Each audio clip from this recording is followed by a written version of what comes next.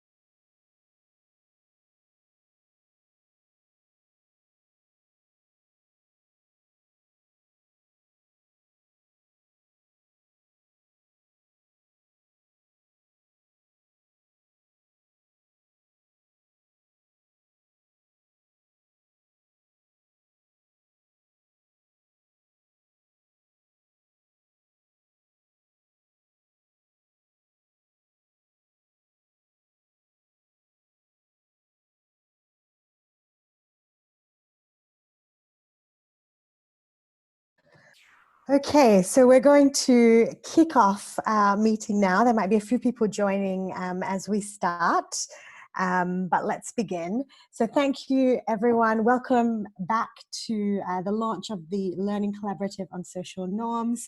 Today is day 2 of our 2-day meeting, so we want to thank you all for joining. Yesterday, we had quite an action-packed day. We heard from all the different partners that are part of this collaborative. We heard about the vision and the background to the Learning Collaborative. And we hope that you got a better sense of that yesterday as we went through the day. As you'll remember, the first thing we heard from Rebecca was a little bit about the vision and the rationale for creating this Learning Collaborative. So Rebecca raised the issue of I guess some of the challenges on working on norms, the fact that people might still comply with norms, although they disagree, can sometimes create challenges for the way that we develop interventions and programs. And so part of our Learning Collaborative is to try and come together, to collaborate and to understand norms better, to learn together and to produce pieces of work together. And for this Nigeria Learning Collaborative, which is part of sort of a global vision around learning collaboratives, we wanted to try to break some silos between different sectors and different types of actors and strengthen relationships, particularly in northern Nigeria. We heard a little bit about the findings of the formative assessment that was conducted earlier in the year. And this highlighted that there's a need for greater understanding on social norms, that people need more tools and resources, that there are some networks on social norms, but these could be strengthened, that there's a need for practical learning and training and sharing and collaborating. And then towards the end of the day yesterday, we went into breakout rooms. We talked about how to build on existing work and leverage the excellent work that already exists on social norms in Nigeria, and then how to improve our knowledge of norms, how to identify norms and measure them. And so yesterday at the end of the day, you'll recall you were all asked to submit a word to describe and encapsulate what the day was like for you. And so Meredith has kindly made this into a word cloud for us to look at. So we'll just have that on the slide now. Thanks, Meredith. And you can see the words that are in larger font appeared more frequently: excited, informative, educative, interesting, insightful. So many of you commented on how helpful it was to have these discussions, to connect with others, to start engaging on the issue of norms. So today we're going to continue those discussions. So day 2 of our launch meeting, we will be focusing, if I could have the next slide, thanks Meredith. We're going to focus firstly on social norms theory and practice. So we will hear from Ben, we will hear from colleagues from Save the Children on some really interesting social norms projects.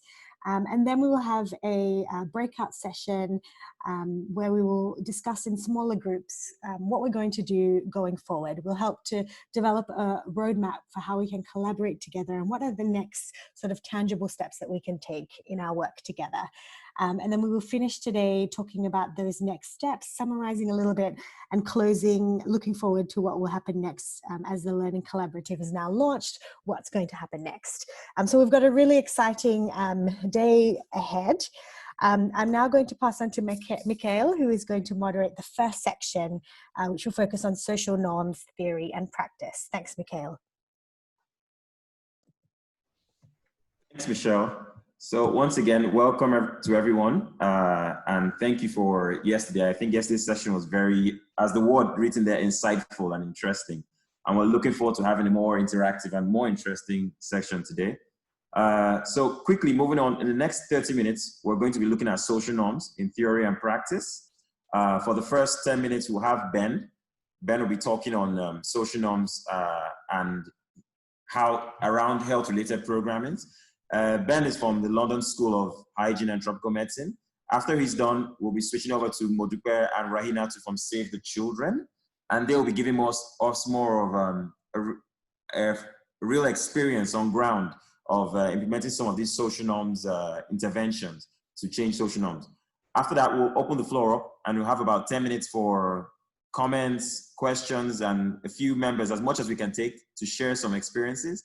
But while it's going on, please feel free to put your questions in the chat section there, and we'll touch on as many as we can after the presentations are done. So without taking much time, Ben, over to you. Thank you, Mikhail. Okay. So first of all, an introduction. This is a short introduction to social norms theory. It's very preliminary, and we will have more time to discuss this topic in the months to come. We have planned a series of webinars from now to the end of the year, and then an in-person meeting. So please don't worry if you have many questions that we won't be able to answer in this 10-minute introduction, because we do have planned more time in the life of this learning collaborative to discuss norms. So, and I'll ask Rebecca to move the next to move slides, because this I don't have enough technological power to advance the slides myself today. So why do we talk about social norms? Well, I don't know if you have met this assumption, but in the work of a lot of my colleagues in NGOs and my work when I was in the NGO world, I noticed that there is an assumption very often that if you forget the material resources, the problem with the material resources, you just need to give people say, let's just give new knowledge to people, and this will result in new behavior, right? Let's just tell people how bad female genital cutting is, and they will stop doing it. Let's just tell them how bad child marriage is, how important it is to wash your hands, how important it is to access modern family planning methods, and they will do it. But then sometimes this doesn't work. And in the next slide that Rebecca is now going to put up, we have an example.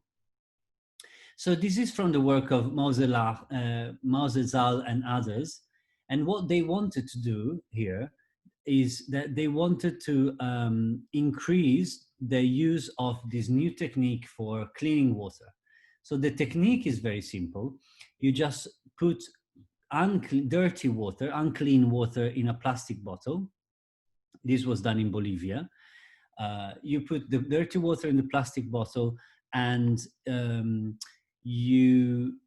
after 8 hours of exposure of this bottle to the sun, the water is safe to drink, right? Now, we are in Bolivia, we are in rural villages in Bolivia, and the best place to put these bottles was on top of the roofs of these little houses.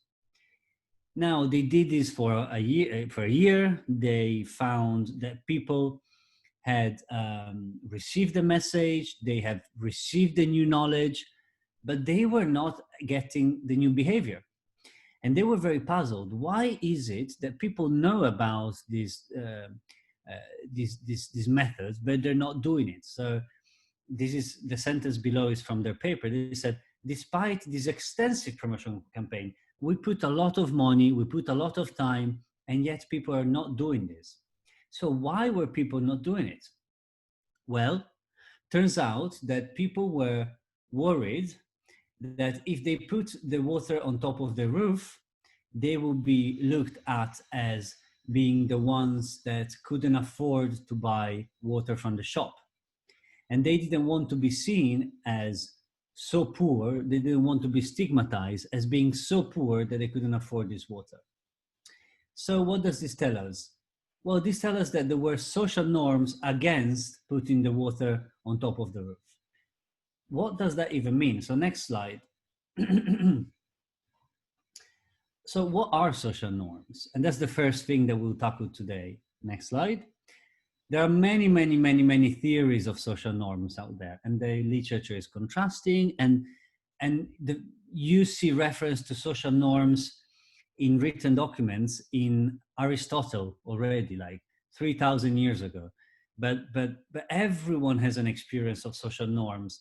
And even in oral traditions, we have plenty of stories of people having to decide whether they should sacrifice their own desires for helping the community. And I'm sure many of you have felt this before, right? Especially in the family. How do I make my family happy? How do I make my community happy? Well, this little picture is a summary of what social norms are. Social norms are these unwritten rules that are not written anywhere, but that everyone knows in a group, that say what actions we can do that will be judged normal, and what actions we can do that will be judged weird or odd. And here's the little chicken trying to get on high legs because the chicken thinks that he's on a flock of flamingos. So now one theory of social norm, that is next slide, one theory of social norm is that there are three main aspects. The first is that, as I mentioned, is that they are rules about what is acceptable. And in the webinar, we will see why we say acceptable, when we say acceptable, when we say appropriate, when we say possible, when we say obligatory. But for now, let's just say that these are rules about what is acceptable.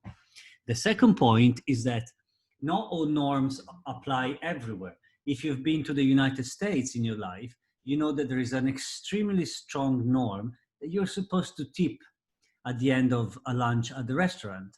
If you pay $100, you need to leave $15 to $20 as a tip. If you don't do it, they will come back to you. The waiter will come back to you and say, well, where is the tip? That actually happened to me. But if you go to Japan, I don't know if you know this, it's very interesting. If you go to Japan and you try to tip the waiter, they get profoundly offended. They come back to you and say, why are you giving me a tip? Do you think that I'm too poor, that I don't earn enough money? So norms apply within certain groups of people. And even the same person knows that the different groups that they're part of have different norms. When you go to the office, you behave and get dressed in a certain way. But when you are with your family, you behave and get dressed in a different way. And there are some examples there, like bringing gifts after travel abroad, offering water to a visitor, leaving a tip to the waiter. And then the third important thing is that often these social norms are maintained by positive and negative sanctions. These include, for instance, you know, if I think that getting dressed, putting a tie on will get me a job, well, my thinking that I'll get a job is anticipating a positive sanction. If I think that if I come wearing my swimming suit to your wedding, if I think that you will start gossiping about me, well, that is a negative social sanction. So these are really three key points. Okay, next slide. There are, as I mentioned, there are many theories of social norms. Most theories, however, really boil it down to there are two types of norm existing there, and they can be called descriptive, empirical, and it doesn't matter. We can call them type 1 and type 2 for what matters. The first is, what do people do? So if I need to go and get a train and I don't want to be late to my job, but I don't want to be in a very crowded train, I will think, what time most people go to work? And if it's 9 a.m., I might take the 8:30 a.m. train. And then the second type is, what do people approve and disapprove of, and to what extent? And an example is that, as I mentioned, if I am coming to a job interview and I want to be approved, I will dress thinking of conforming to my belief of what clothing will make me approved. So really two types of social norms: what Ben believes other people do, what Ben believes other people approve and disapprove. Next slide. The evidence on social norms, and quite importantly, there is a big difference between what I want to do, a personal attitude, and what the norm is. So here's the little story of, this is actually a true story of my niece who got prepared for a wedding. You see in the left, when my brother said, hey, her name is Clara, Clara, come down, we need to go to the wedding. She came dressed as a devil, as a rock band singer. But my father looked at her saying, oh, is this the way you respect your other brother who's getting married? And so even though she wanted inside to be dressed like a rock singer, she had to dress like a proper little maid. So very importantly, sometimes we want to do something, but we do the opposite to conform to what we believe to be the social norm. Next slide. So here's some examples of harmful social norms. I wouldn't like to smoke, but you have to do it to look cool, right? Especially when you're young and an adolescent. Or I wouldn't like to drink that much, but you have to fit in, so I do it. Or I can't wear, the third one is my nephew. I gave him my helmet for Christmas and he told me, Uncle, it's a beautiful helmet. I'd love to wear it. I understand it makes me safer, but people will talk about me. They will say, I'm a geek, and so on and so forth. The last two the first one comes from Uganda. I'd like to defend a person that is bullied at school, but I don't want to be associated with them because I don't want people to say that I'm a nerd. And the last one is, we found as well in Uganda, I'd like to report a teacher that hits the child. That's my attitude. But people don't do it. Everyone is okay with it. And I don't want to be ostracized and being the policeman. Okay, next slide. So when it comes to health, I'd love to hear maybe later in the discussion time, what harmful norms come to your mind and what have you experienced in your life? Next slide. So the state of the evidence of the influence of social norms on health is massive. And here are some examples. And in the next slide, we see some examples. We know that social norms influence child marriage, child vaccination, female genital cutting, intimate partner violence, hand washing, family planning decisions, access to labor the labor market for women, maternal health, so on and so forth. There is actually an ever-increasing body of evidence that says if you don't tackle social norms, you might actually not fully achieve the results that you plan to achieve with your intervention. Next slide.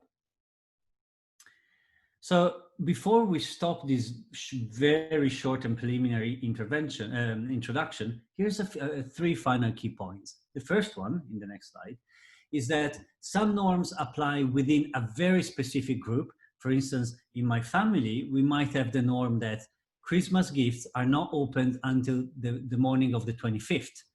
It doesn't apply to anyone else than my family. If I go to my wife's family, I know that there is a different set of social norms because I know those people very well. Other norms instead are out there in the society. And when I walk in the street, I don't know these people, but I know that I cannot just start shouting or screaming like this man in the elevator. And so some norms are built over time and because people know each other, some norms are just out there in the ethos, in the culture. Thank you. The second key point in the next slide is that some norms are specifically related to gender norms. And an example that a colleague from the Gates Foundation gave me once was in the case of a lead poisoning intervention.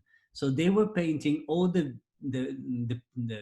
pipes that were dangerous in red and all the pipes that were safe to drink from in green.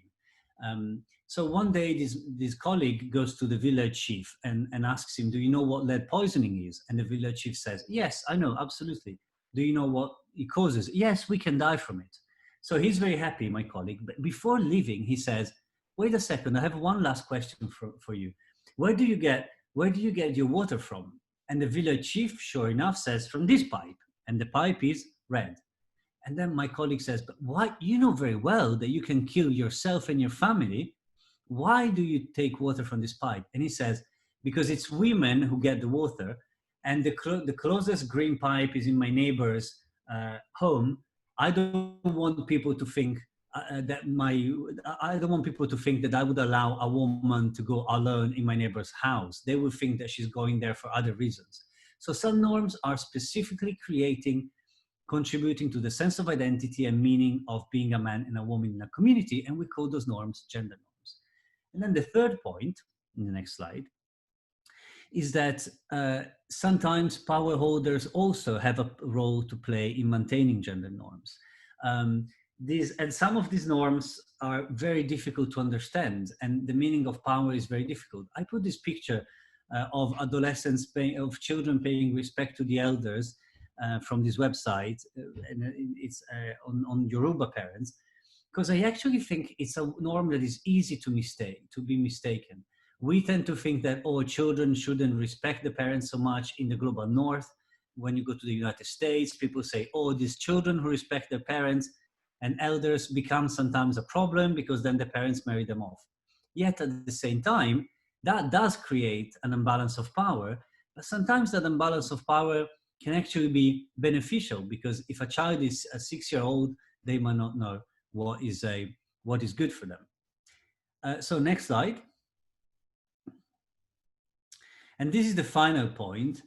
So social norms are not separated from the material system, the material factors, the institutional factors, individual factors that structure and affect people's health-related choices. So, of course, there might be a family planning and a hospital, a family planning health center available in the community. But if the norm is that unmarried women who access family planning are promiscuous and they are dishonorable, then people will not take advantage of that structure. Okay, next slide. So this is really a short introduction. I know there is a lot of material in here. I really look forward to your reflections on what social norms you are aware of in your life, and in general, any questions you might have, with the caveat that we will discuss this again in a longer webinar. Thank you. Thank you for that, Ben. I guess we can see a lot of norms there. Speaking, I say in Nigeria, it's quite common that when you travel, you bring things back for people. And that's why the offices are always full of chocolates when people come back. That's a So good norm. not taking much time. Yeah, we'll be handing over to Modupe and Rainatu from Save the Children. They will be talking on their experience in reaching and empowering adolescents to make informed choices regarding their health. So over to you, Modupe. Right. Good afternoon, everyone, and welcome to the launch of the Learning Collaborative. I am Modupe from Save the Children, and my colleague, Raina, is also somewhere behind.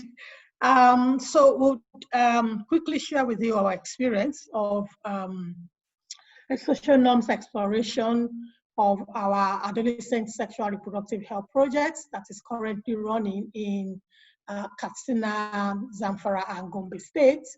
This is a 3-year intervention that is funded by the Global Affairs Canada. It's in its second year at the moment. We're just going into the 3rd year, and it was important for us to understand social norms that is underlining key behaviors that we were interested in, which we will share with you briefly.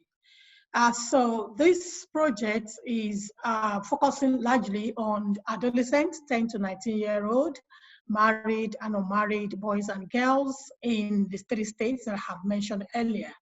And our aim in this project is to improve the sexual and reproductive health of adolescents in these 3 states and to empower them to make choices about their reproductive health. We also want to improve the decision-making ability of married and unmarried, particularly for adolescent girls, to own their own reproductive health rights. The target is to reach 100,000 married and unmarried adolescents directly, and about 1 million of adolescents and other community people indirectly on this project. I'd mentioned that this project is being funded by the Global Affairs Canada, and it fits into the Feminist International Assistance Policy in funding SRHR. This map is just showing us where the project is currently being implemented in Nigeria. And for us in Save the Children, we have a common approach that we use in our intervention, an intervention particularly that touches on the lives of adolescents, and that is the socio-ecological model that looks at adolescents as an individual who should be central to the intervention, and also targets the parents because adolescents don't exist in isolation of their parents. And so for the adolescents, it's about improving their knowledge, giving them skills, and helping them to understand and how to apply this knowledge and skills. And for the parents and the family and community to be able to change and improve their attitudes, and of course, accept the norms that will promote the new behavior that we are looking to motivate. We also focus on system strengthening, and so that is why we're working with the community structures. We're working in the health facilities to help improve the systems that support provision of SRH services. We also work in a policy context where we support adolescent health and development policies and the legal environment that would support the attainment of adolescent reproductive health services. In terms of our activities that is being implemented and mentioned earlier, our approaches are policy development, supply chain and logistics strengthening. We also work with the private sector, particularly the proprietary private medicine vendor, because we understand that they operate in the community, and adolescents readily approach private sectors to access reproductive health services. We also work directly with the adolescents in empowering them through safe spaces. We engage with the community leaders, the religious leaders, to become change champions and to motivate this behavior in the community. We work with health workers by providing basic training on reducing providers' bias, improving infrastructure, providing adolescent-friendly SRH services. In trying to understand the social norms that is embedded in the behaviors that we were interested in. So particularly, we were interested in 4 key behaviors. Number 1, we were interested in understanding the social norms that are underlying the practice of child and forced marriage. We were interested in intimate partner violence. We were also interested in the use of modern contraceptives and also decision making.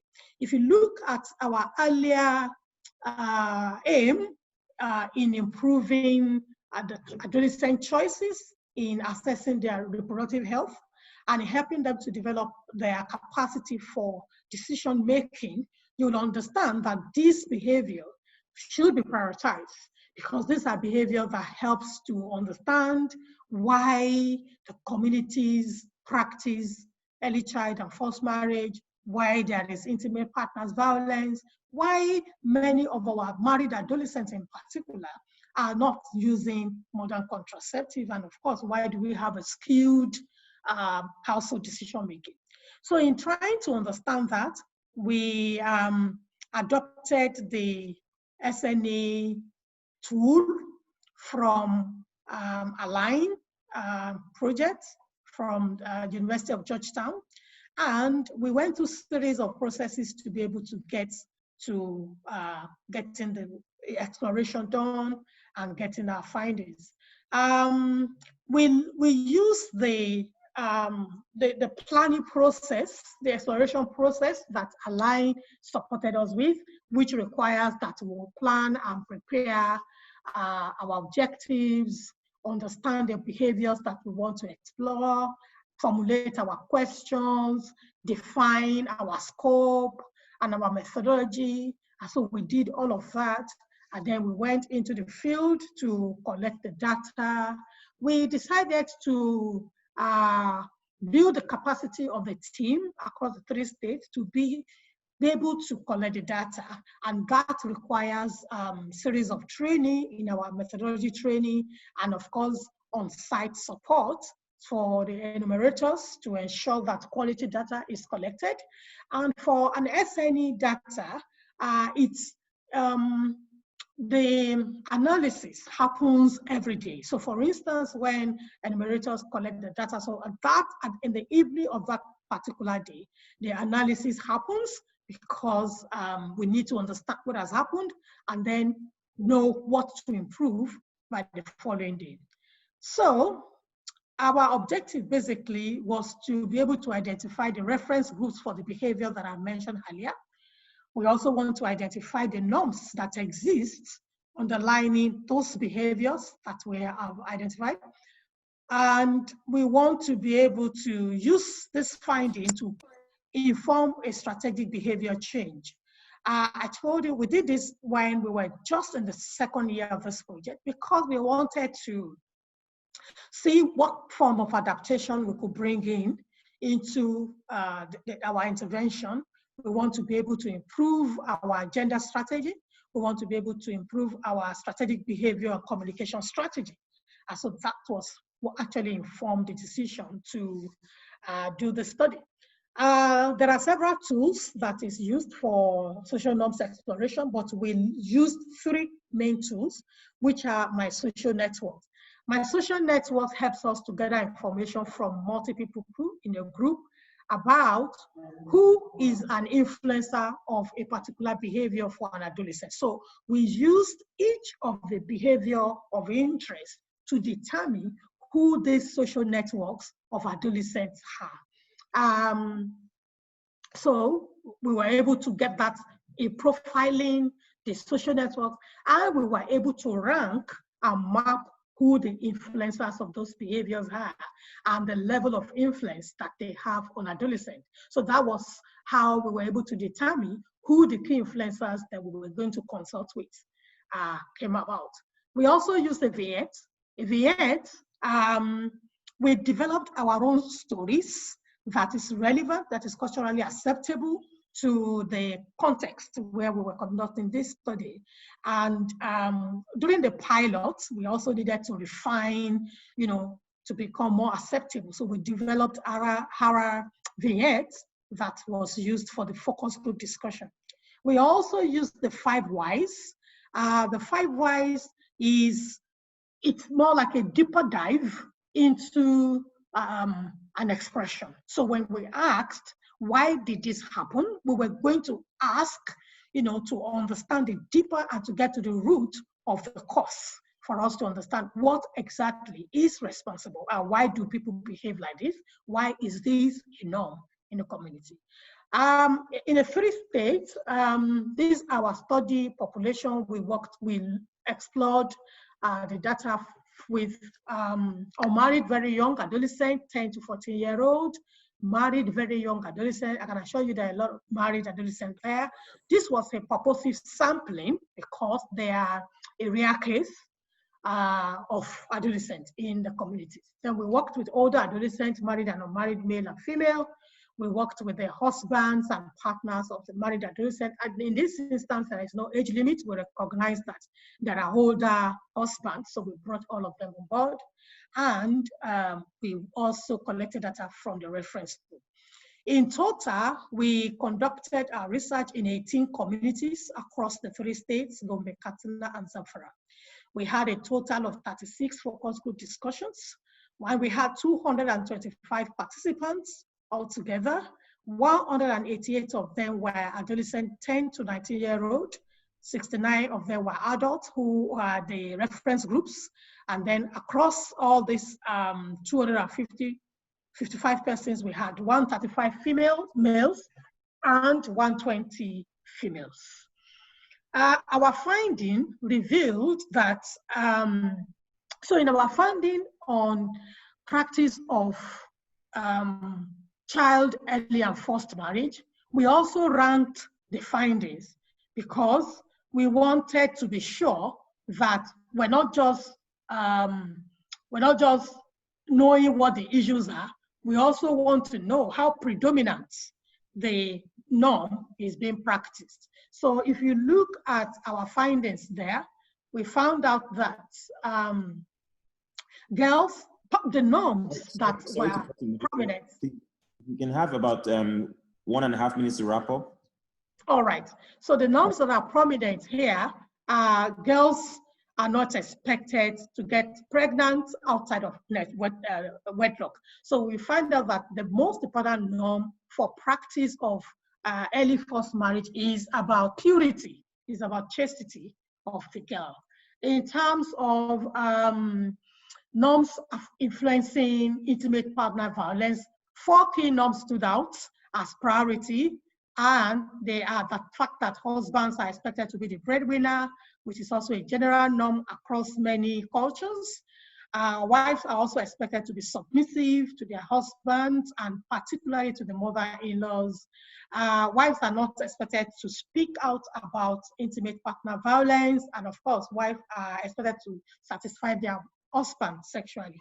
And in situations where they do not satisfy them, they experience intimate partner violence. For norms that perpetuate non-use of modern contraceptives, women are expected to have many children. And so this automatically negates the use of modern contraceptive. The same way women are expected to seek permission from their husband and mother-in-law before they can access family planning. So if in a situation where the permission are not given, definitely family planning cannot be used.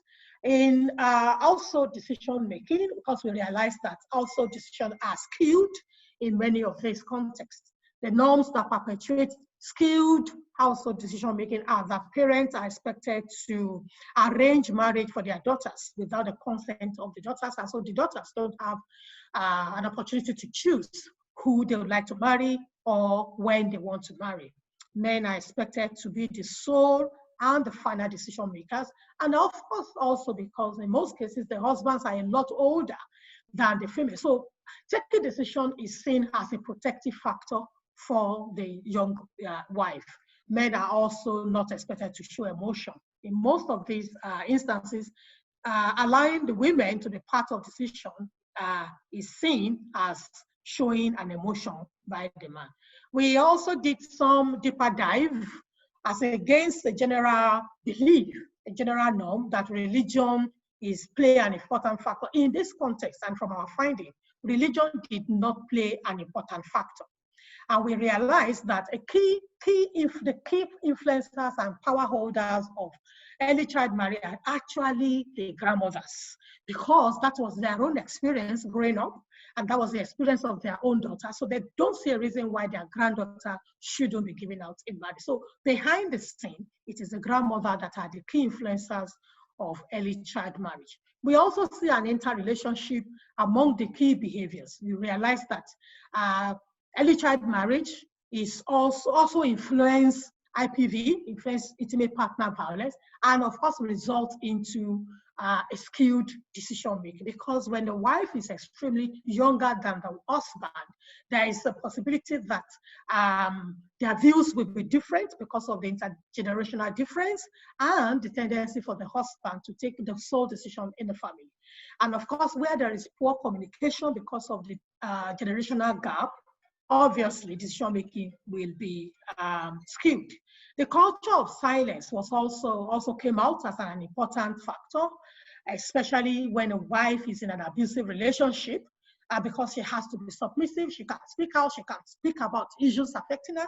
Then IPV continues, joint decision making continues. Because the husband also must seek permission from her husband before going out of the home or before accessing health care.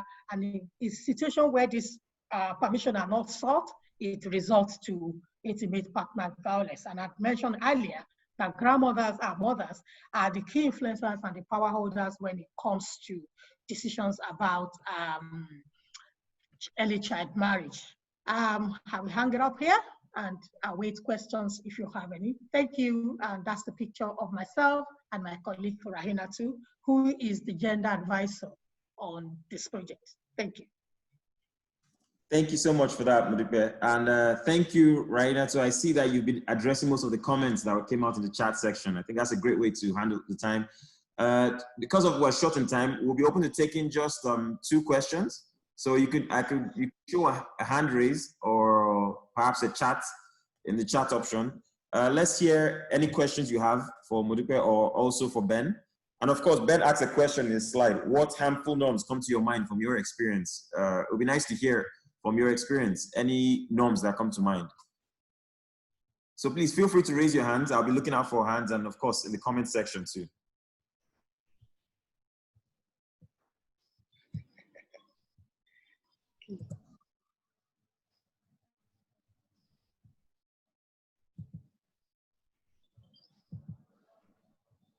Okay, so Priscilla, we'll start with Priscilla and then we go to Awalu.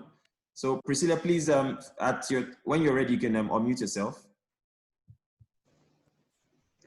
Thank you very much, Mikhail. Can you hear me? Yes, I can hear you. All right. We can hear you, yeah. Thank you. Thank you very much for a very detailed and insightful presentation. I just wanted to find out from the team. I noticed they really took a deep dive into the harmful social practices and social norms. Did they also consider using positive social norms as a strategy to also improve access to services? Because we have seen also that riding on the positive social norms can also really present an opportunity for adoption of positive behaviors. That's the first one. And the second question also is, was this a once-off, or they also took time to measure the shift in social norms? One of the downsides in social norms programming is the issue of the short-termness when we do interventions. So this program, how long did it run? What did they use to measure the shift in social norms? Because in terms of sustainability, probably this is also what we would definitely want to look at. And then I would also really love to see the monitoring tools which they used. for this intervention. It was really very, very insightful. Thank you. This is what I have for now. Over. Okay, thank you very much for the questions. I would quickly respond to them. For the positive, reinforcing positive social norms, I'd mentioned that this project is just in its third year. It's a 3-year project. So we did this study towards the end or midline of the second year because we wanted to see what we need to improve in the third year. So at the moment, we are exploring the positive side of the social norms to be able to create an enabling environment for adolescents to improve access to reproductive health services. So we have an approach we call voices, videos. So there are videos by parents of adolescents who are speaking positively. So for instance, making a commitment not to send their, not to give up their children for marriage, making a commitment to send their children to school, making a commitment to support the aspirations and the dreams of their children. We are also developing some posters we call promises posters. These are posters that will be displayed in strategic locations in the community where leaders in the community, like community leaders, religious leaders, are committing to providing the environment that supports young people, adolescents who wants to become whatever they want to become in their community. So we're currently still implementing all of this, and we have not been able to measure the shift in behavior at the moment. This is what we are hoping to do at the end of this intervention. Fortunately, we're getting an extension to this project, and so that has given us additional time to be able to measure what is the shift. We have been able to recruit some change champions, we call them change champions, and we're exposing them to all of these behaviors and these findings, and we are also helping them to see the positive side of this, and making them to lead in motivating the positive behavior. So at the end of the project, we will be able to measure what is changing, what is improving, particularly when the videos are being shown in the community, and community members can relate with the individuals who are speaking positively in this video. They are hoping that this will motivate them to want to change. So for instance, if you are seeing your neighbor in a video who is making this commitment, you also probably would want to. But these are still assumptions at this moment. We will be able to measure the shifts as we progress. In terms of our tools, yes, we are happy to share. If you send your contact, we will be happy to share with you the tools that we use. Thank you. Thank you for that, Modupe. Unfortunately, to keep to time, we have to move to the next session. But Awalo, I see your hands are still raised. You can please put your question or comment in the chat, and then we'll get back to it when we go to after the next session. So without taking much time, I'd like to hand over to Meredith. Meredith will be taking us through the next session, which is a breakout session, where we'll be discussing how we're going to work together as a community of practice. So Meredith, over to you. Great, thank you so much, Mikhail. If you could just show the next slide. So what we're going to do in today's breakout session is break into 3 groups that are actually going to be answering different questions. So yesterday we talked about in our groups, we all talked about what we are bringing to the Learning Collaborative. And today we want to talk about what you want to take away from the Learning Collaborative. And we're going to have additional groups talking about what you want to produce together and how you want to work together and how we want to organize ourselves. So I'm going to break us into rooms for about 25 minutes, and then we'll join back and debrief. We won't do report outs, but we'll do next steps after our sessions. So if you just sit tight, you're going to be automatically directed into your breakout room, and we'll come back in 25 minutes. And I'll give a 1-minute warning when you come back from the rooms. Thank you all.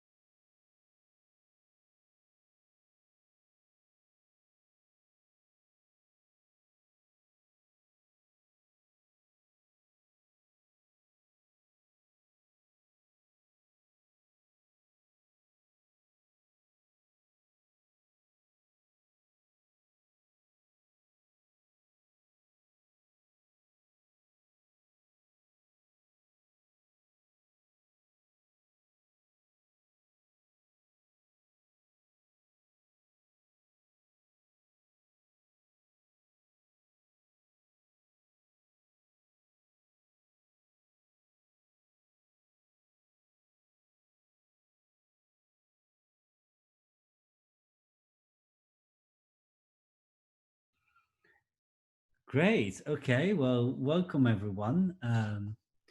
Thank you so much for being with us today. So the purpose of this group is every group has a different goal, and we are invited to reflect on what is that we want to produce together.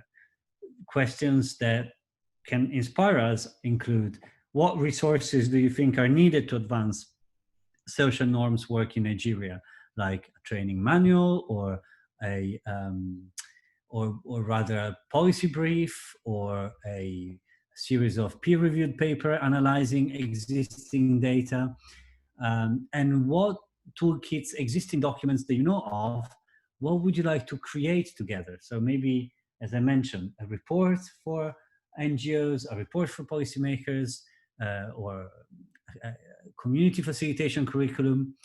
And are you aware of any existing resources that you'd like this group to adapt for Nigeria?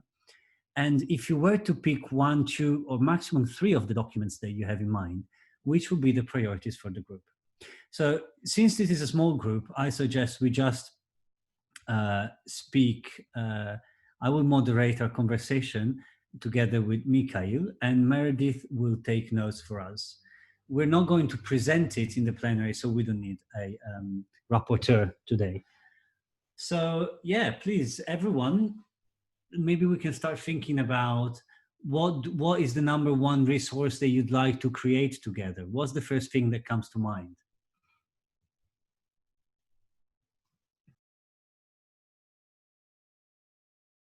Awalu, yes, please. Yeah, hello everybody in the team. Let me take it from yesterday's discussion where I think Professor Galadenchi and Issa made some issues which became significant. Looking at the key areas that we're looking at, maybe I think what we can work together may be some areas of the toolkit, because this seems to be something that could be very diverse if we listen to presentations of the earlier 2 presentations today. We could see that really there is scantiness or a gap in terms of what toolkits people could use at whatever level. And then it's also much easier, I think, for us to explore around to see what available tools are. After doing effective mapping, we can be able to generate a lot of toolkits addressing different components that can be, and this is my suggestion on that. Thank you, Awalu. So toolkits for different people at different levels. Yeah. Is this Dr. Hamza? Yeah. Can I say something? Yes. So yes. So for me, can I go on, Hamza? Yes, please, Dr. Hamza. Yeah.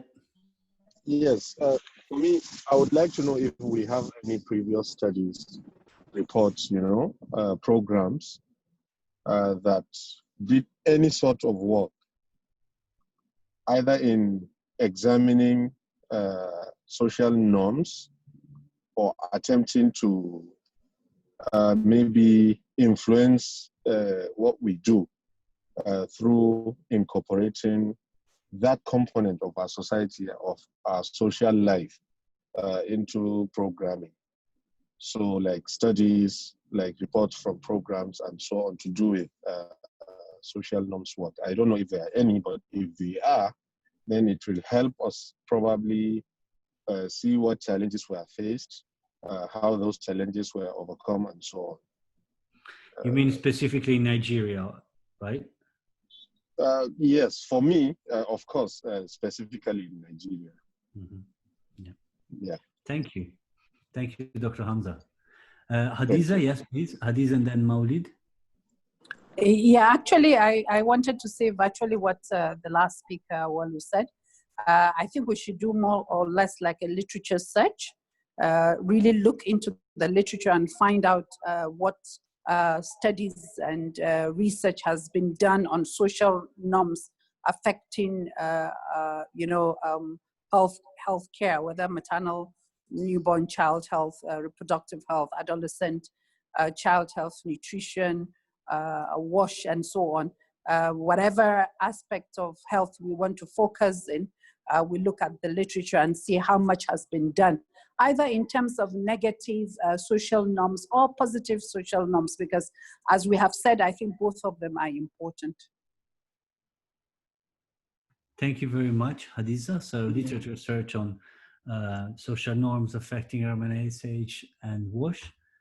Maulid, yes, please. Yeah, seems we're all on the same line, but just little additions.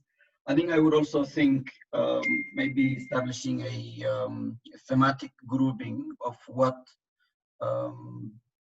social norm issues that do exist specifically in northern Nigeria, and work around those specificities and develop specific tools to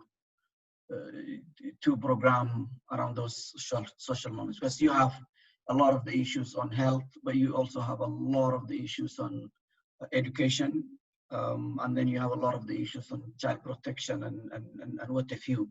So probably in Nigeria, along the lines of researching literature, establishing that thematic groups and addressing each issue or group of issues separately, and within the team that within the team that exists in this practice group, I think we should also establish people who are whose focus are on those thematic areas, so that it becomes narrowing down to specific issues. And if we have to, and I'm coming in the background of programming when I'm addressing this, not in the background of researching and academia, so that we can design programs that can address those specific norms that are becoming hindrance to programming. Thank you very much, Maulid.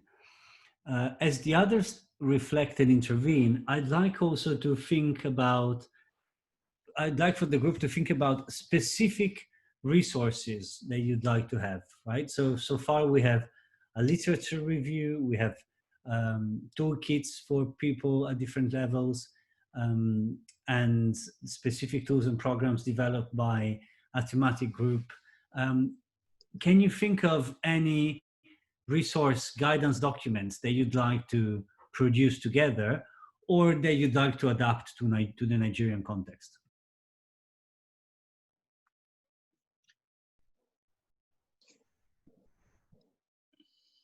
Hello, once again, Dr. Hamza speaking. Please, Dr. Practice that's incorporated in the baseline, the exploration of norms. Yes, Right. I mentioned, I think I'm talking like, I mentioned like 3 things in one. That's great, thank you. Yeah. Right, so thank you very much, Rahina. Do you have Dr. Imam Abubakar speak? Thank you, sir, and good afternoon, all. My name is Dr. Imam. My comments, I'm hoping that by the end of the program, the space to have a conversation, to have a meeting, helps us to provide feedback, and of course helps to learn from each other. So I think a combination of the two would work. In terms of how do we organize ourselves, in terms of how we work together by either by product or by area, yeah, I think it works well if you look at by topic. So for instance, you have expertise in measurement, you have expertise in... An important tool. For example, in the previous presentations, someone mentioned, made mention of girl-child education. Someone mentioned the problems with early marriages and so on. The Child Health Act addresses so many of these issues. But sometimes we just enact these laws and we actually don't implement them. We develop policies, we formulate them, but we don't implement them. But they are there, a lot of them that we can, I think, use. Thank you. Thank you, Dr. Hamza. Yeah, Awalu, and then I would like also to encourage after Awalu, maybe people who haven't spoken yet to share their perspective. Yes, please. Yeah, thank you. I really didn't, I wanted to give chance to others, but let me go back to my point again, which I should try to quickly explain. I like the key points that have been raised by the team colleagues around here. My thinking of the toolkit actually was something very comprehensive and broad that would have various components, including research, including theories and other things, so that we can see it from various perspectives. Currently, there has been so much programs and projects being implemented, like Hadiza said, across almost all social sectors. But the key thing is that we see divergent theories, we see different approaches, and the most complex one, we see different interpretation of what actually social norms implies.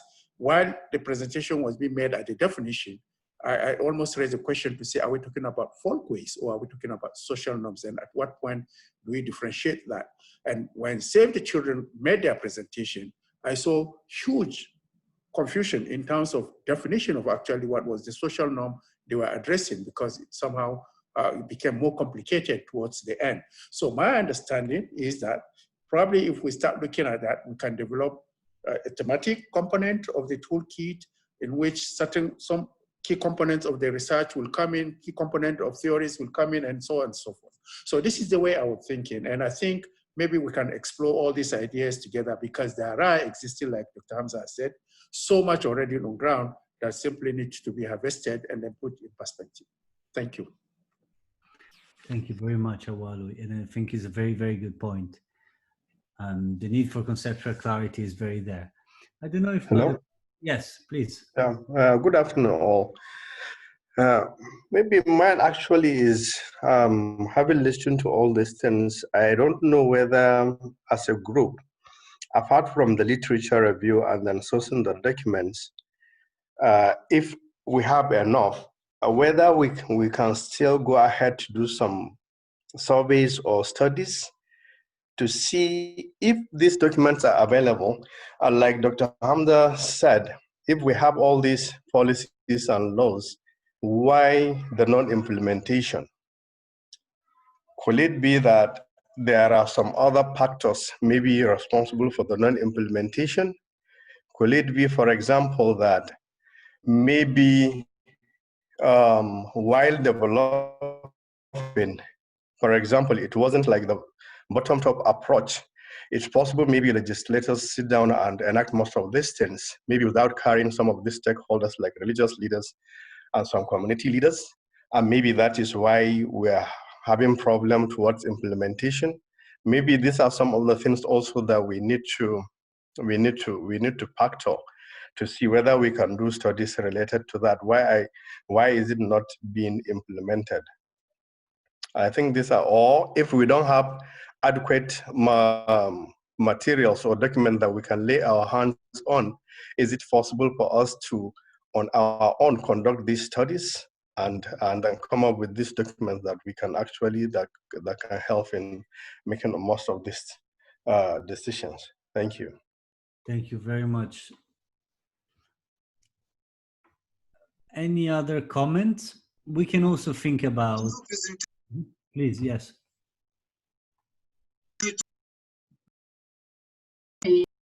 One quick point, and I think as we look into the tools and research and what have you, I think it's also good that we look into policies that do exist within the state authorities, and identify how could some of those harmful practices or some of the social, norms could be addressed through state policies. And I think now the gap between the norms and either poverty or lack of access to resources should also be addressed through those policies. Over to you. And I want to take an apology. There's another meeting that I was to join. And I want to excuse myself after this. Thank you very much. Thank you very much, Maulid. Yeah. Yes, Raihana? Yes, thank you. I wondered if it would be useful for us to have like would I call it a directory now or a repository of social norms for the different regions or the different, would I say states or geographical locations in Nigeria?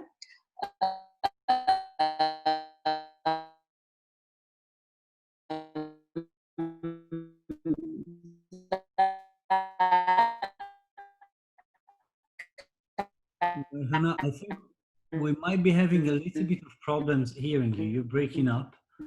Be something that we continually build up on as we go. So, chat. Hello, can you hear me? We can hear you now. Yeah, do you want to try repeat quickly? If we can't hear you, maybe you could type it. But let's try again. Do you want to try and say that again, please? All right. So yes, I was saying a directory of social norms that we've seen from past experience, and we can continue to build up on that. And that can form a basis of a lot of the work that we'd be doing to incorporate those and have a general sense of what the norms are in the different regions or different communities in Nigeria, so to speak. Thank you. Over.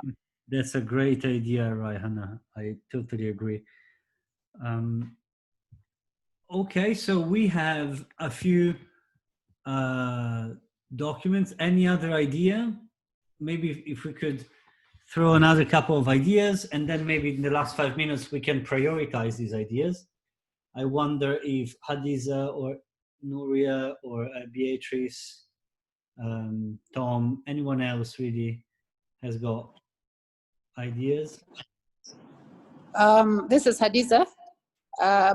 Just to say that if you want to be very specific with the policies that are really related to reproductive, maternal, newborn, and child health, we have the Adolescent Reproductive Health Policy of Nigeria.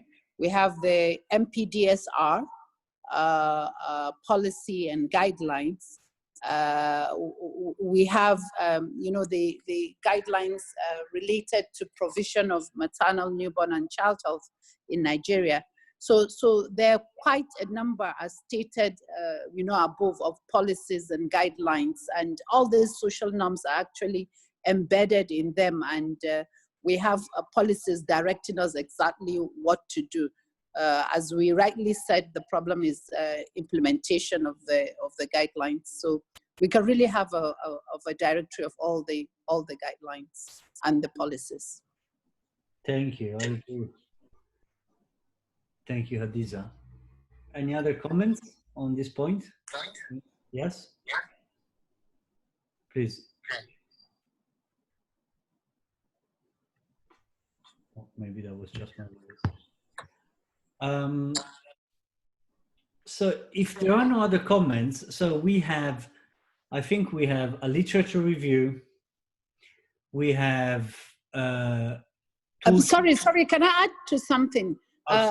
Sorry, yes. Apart from the literature review, we can also look at interventions.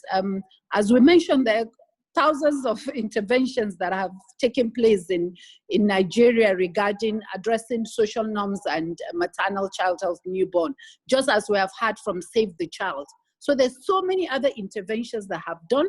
They have come in, they have done their intervention, they have taken their data, and they've gone out. So really, I don't know if we can harness or get a way of actually looking at all the interventions or interventions that have been related to social norms and reproductive sexual health issues in northern Nigeria or in Nigeria as a whole. I don't know if it's available. If it's available, apart from just doing literature search, I think we can get from major implementing partners, UNICEF, UNFPA, Pathfinder, MNCH2, PATH. These are major implementing partners, and almost all of them have done something related to addressing social norms and maternal, newborn, child health WASH in Nigeria. So maybe we can find out if they're available, and we can learn from them, because we can always learn from previous interventions.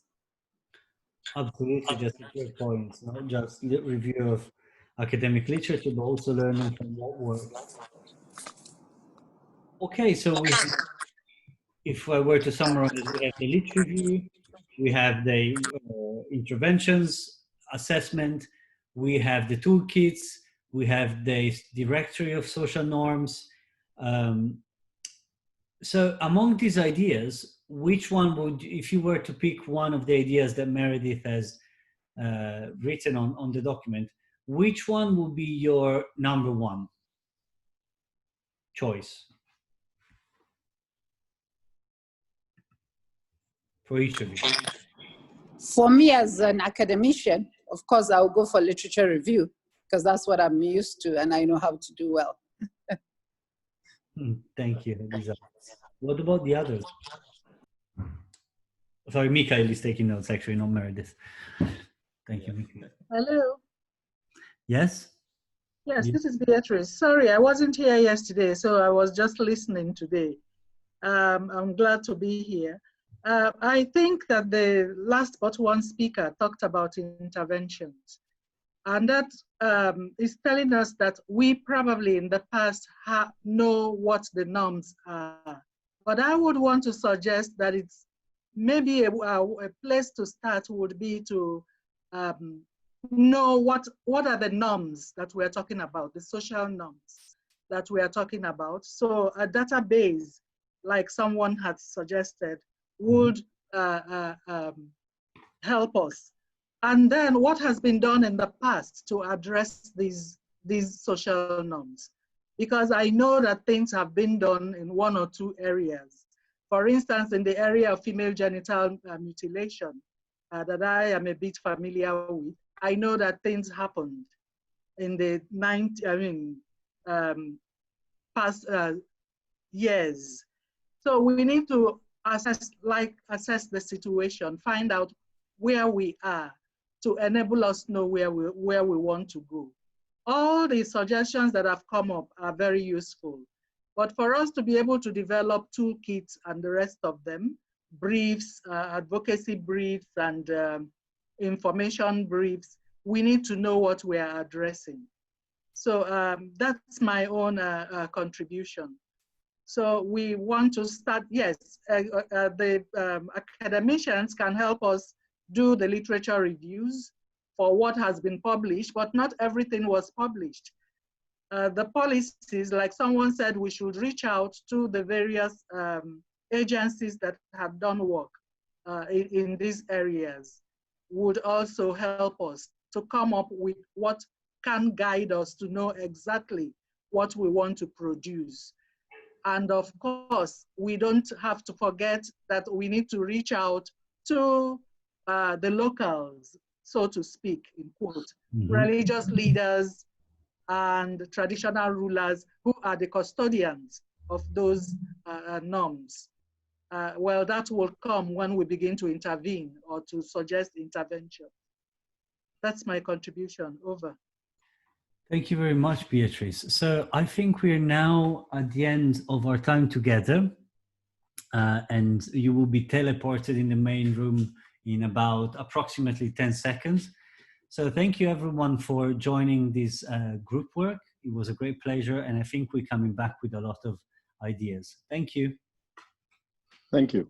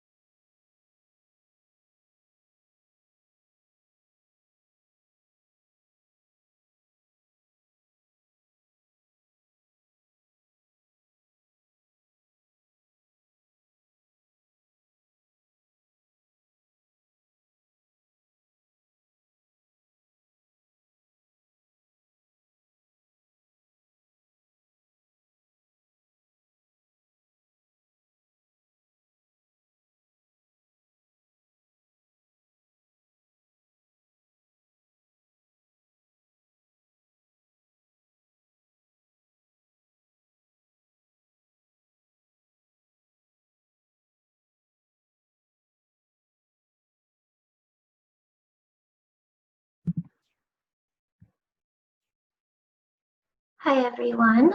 Okay, I'm hoping that we are all back. I may wait just a few more seconds to make sure everyone has rejoined the main session.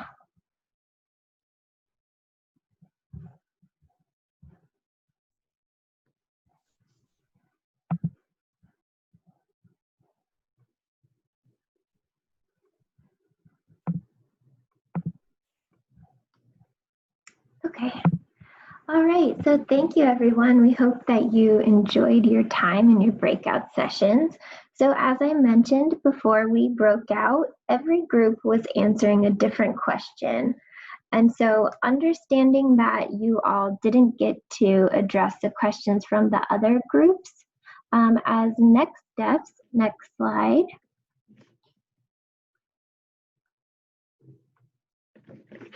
We are planning to put together summaries from each of the 3 breakout groups on 3 topics and email them out to the whole group by next week so that you can comment on those questions that were not covered in your particular session so that everybody gets to have input into each of those questions.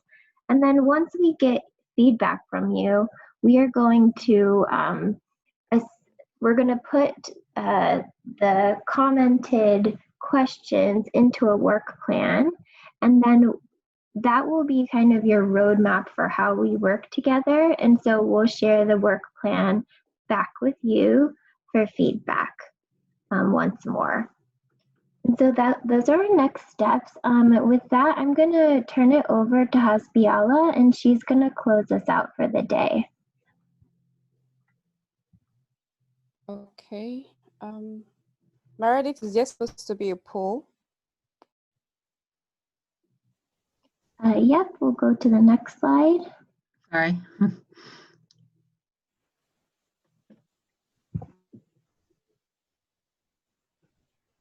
Okay.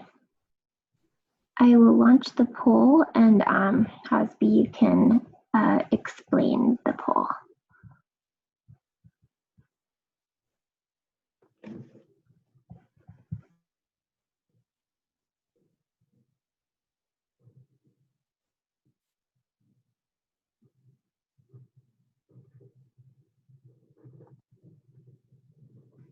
Okay, Hasbi, can you see the poll? Yes, I can see the poll. Okay, thank you. So good afternoon, everyone. Many thanks for this, Meredith. So the poll is basically to help the committee of practice own the initiative and design how we would work going forward. Just to note that this isn't cast in stone, it's just to be able to work with different competing schedules. So I can see that the polls are coming in.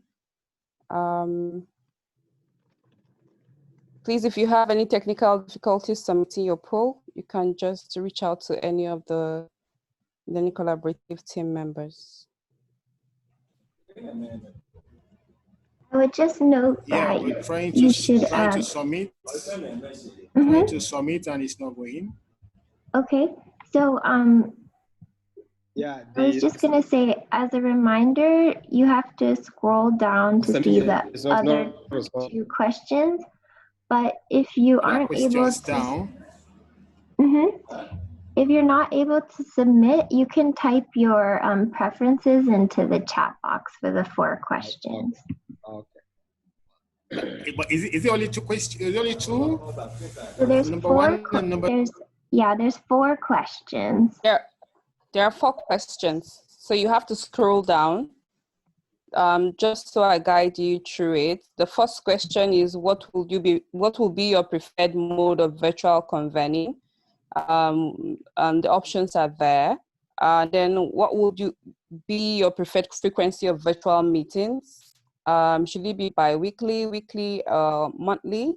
And then basically your preferred days of the week that you'd like the Learning Collaborative team to contact you for any meetup. And then also, what will be your preferred mode of communication for staying in touch in between meetings?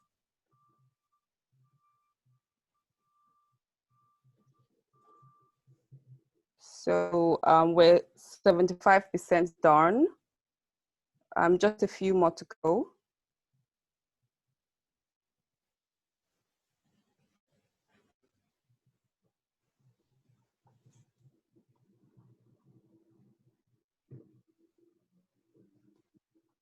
Just to recap, we have 4 questions. At the end of the day, you scroll down and submit.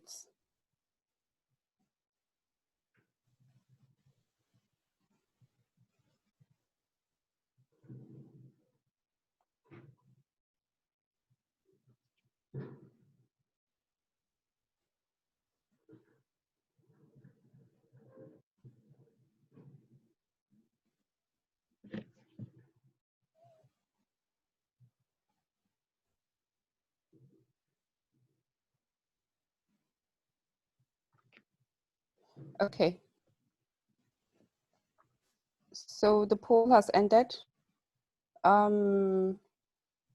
We have a high percentage of the committee of practice members, about 86%, going for Zoom. For the preferred frequency, we have monthly, and then we have a tie with bi-weekly and also weekly. And then we have email. Majority of the committee of practice members prefer to use email for communication. I think that will be all, Meredith. Thank you.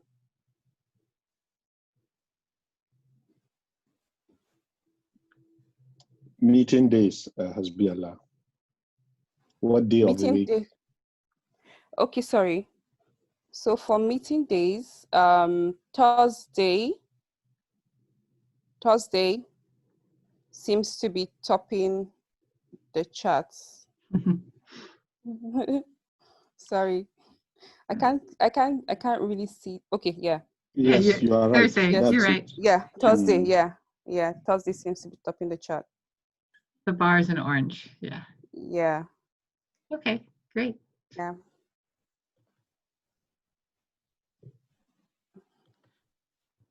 So I think for the summary of today's meeting, so yesterday we had a diverse conversation on social norms, and today we delved more into social norms theory and practice with a presentation by Ben, where he highlighted the influence of social norms on health-related practices. He also went further to delve more, and then he made us understand more broadly what social norms are. He also briefed us with major examples and also harmful social norms influences, and he gave us an example of his niece. He concluded with some key points where he said social norms are in a system of structural factors that intersect and sustain actions. We move further to Modupe and Rahina of Save the Children, where they also had a presentation. She discussed and briefed us on an overview of the REACH project, which is in its 3rd year, if I'm not mistaken. They gave us a description of social norms and also the description of social norms exploration. They also shared their key challenges and lessons learned. We saw the results of their study. And then she further concluded with some opportunities for adopting the program. And also we had a brief Q&A, after which we proceeded to the breakout sessions. We'll be sharing the results going into next week. So the breakout session was basically into 3 groups, and then we aimed to develop a roadmap by working together. We're also going to streamline key takeaways from the LC, and then we'll also design how or what we'll produce going forward till the end of the initiative. And then we also just launched a poll So over to Meredith and Dr. Sada for the closeout for today.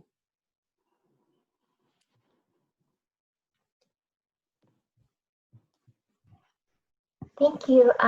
Rebecca, would you like to close us out, or Dr. Sada?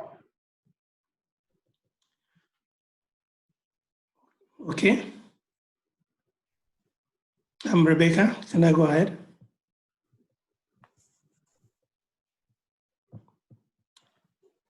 Okay, so honorable members of the Nigerian Learning Collaborative to Advance Normative Change, good afternoon once again. It is indeed an honor for me to be asked to close this event, and I will close by proposing a vote of thanks to all of you. So on behalf of my organization, the Midspace Consulting, which is the country convener, the expert that we've heard from the Center on Gender and Health of the University of California, San Diego, from the London School of Hygiene and Tropical Medicine, from Makerere University, from FHI 360 and ODI, and on behalf of our funding partner, the Bill and Melinda Gates Foundation, I wish to extend this very hearty thank you for your attendance, for your quality participation, and for obviously owning the community of practice. And to the back-end team that I talked about earlier, I thank you also for a successful meeting. And my colleagues in country, Asbia Mikhail, you have been quite diligent.